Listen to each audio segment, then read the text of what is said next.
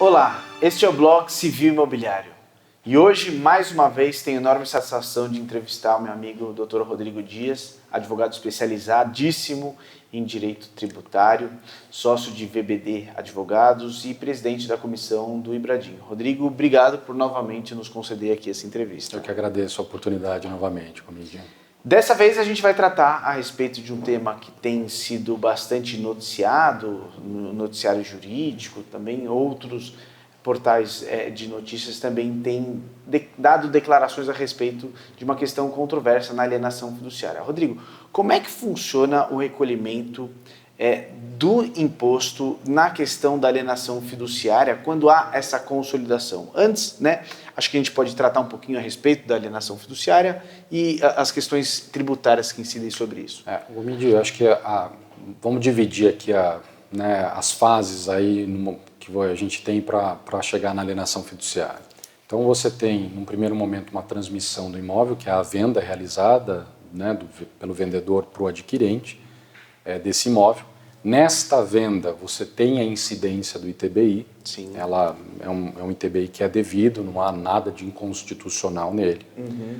Mas este adquirente, ele foi buscar um financiamento, um crédito para a realização dessa aquisição.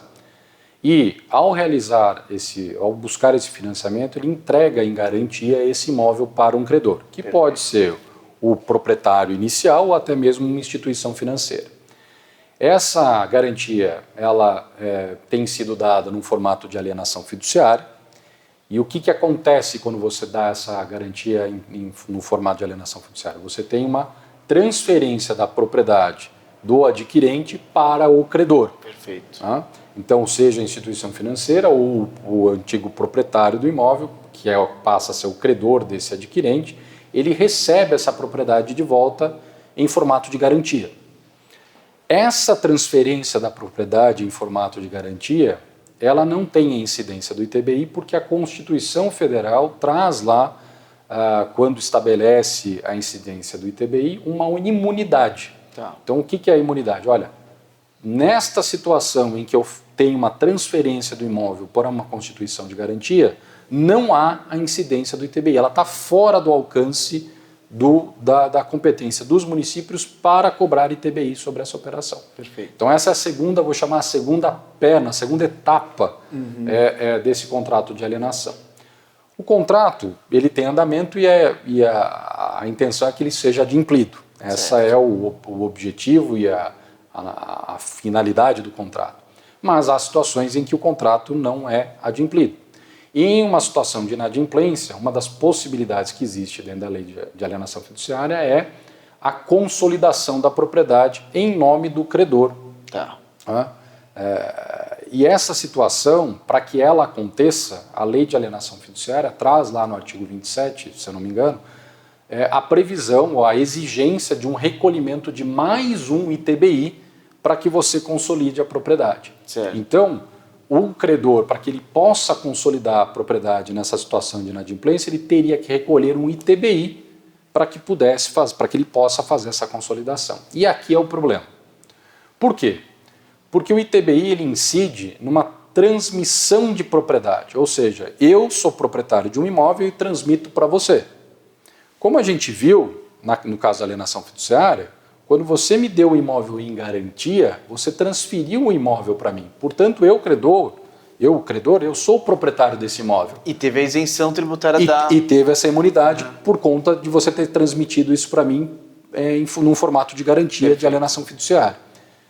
No momento em que eu executo esta alienação, ou seja, que eu consolido a propriedade, o imóvel já é meu. Sim. O que eu estou fazendo, na verdade, é tirando de você algumas características da propriedade que ficaram com você durante a execução desse contrato e que agora, pelo fato da inadimplência, eu estou retirando de você, mas a propriedade é minha. Perfeito.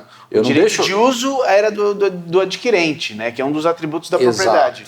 Mas a propriedade, na matrícula, ela consta lá em nome do credor. A propriedade é do credor. Tanto é assim que, se pegarmos o posicionamento do STJ, por exemplo, em relação à possibilidade deste imóvel servir de garantia ou ser passível de penhora por dívidas do devedor, o STJ já disse, olha, esse imóvel não pode garantir dívidas do devedor, outras dívidas do devedor. Por quê? Porque a propriedade dele é do credor. Eventualmente fazer a penhora dos direitos que recaem sobre aquele contrato, mas a propriedade não. Não poderia. Claro. E qual é o direito? O Código Civil traz isso na alienação fiduciária. Ela diz o seguinte, qual é o meu direito como devedor de um contrato, né, de alienação fiduciária? Eu tenho o direito de adquirir aquele imóvel. De que forma? Pagando as prestações daquela dívida que eu tenho. Claro. Então, este é o meu direito. Tenho o direito de uso, tenho outros direitos que estão colocados lá, e tem obrigações também, como, por exemplo, pagamento de IPTU, mas a propriedade em si, ela continua sendo ela é do credor que fez o empréstimo ou que é titular daquele crédito perante o devedor. Os tribunais, como é que eles estão? As decisões, salvo engano, que eu li, foram de tribunais, decisões esparsas, né? Você tem uma decisão do Tribunal de Justiça aqui de São Paulo, uma liminar afastando a incidência do ITBI numa consolidação de propriedade. Era uma operação em que o credor estava retomando um prédio e conseguiu afastar a incidência do ITBI. Esse caso ainda não teve julgamento pelo TJ, de forma definitiva.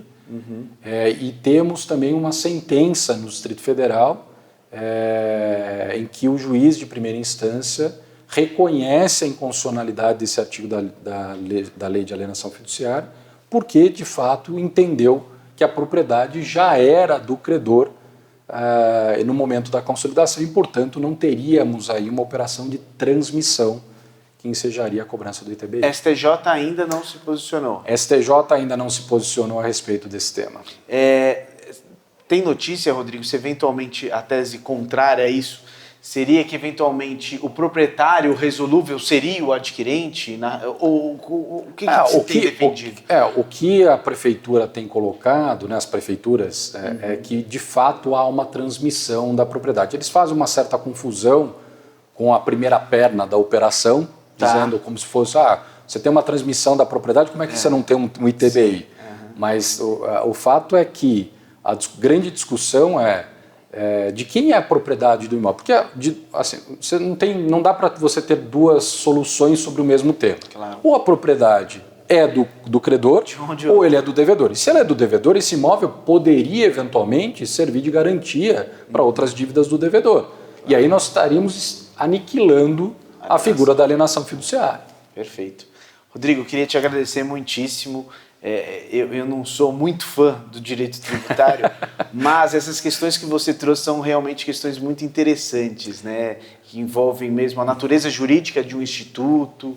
Então, muitíssimo obrigado pela sua paciência em dar mais essa explicação aqui para os nossos ouvintes. Eu que agradeço o convite novamente. Queria dar um recado. A gente não precisa saber direito tributário para lidar com o direito tributário. A gente precisa saber fazer as perguntas corretas sobre o direito tributário. E também ter os amigos que saibam tratar essa nos ajudar nesse sentido. Mas agradeço novamente. Muito obrigado e parabéns pelo blog. Tenho acompanhado, muito útil e muito proveitoso. Muito obrigado. Meus amigos, esse foi o Rodrigo Dias. Até a próxima.